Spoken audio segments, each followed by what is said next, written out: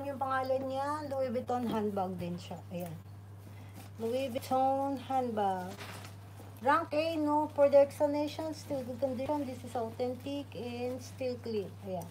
Inside part is like that. Ayan. And with center pocket siya. Lock pocket siya. Ganyan. Ganyan. Ito yung ano niya. Pwede siyang lagyan ng strap, pero wala siyang strap for this type. Yan o, nalalagyan siya ng excess strap, pero wala siyang strap kaya. Okay, the price is 140,000. Malinis to, harang ito. Maganda pa siya. Wala siyang sling strap. Handbag lang siya. Handle is in good condition. No cracks on the handle. On the edge part, wala.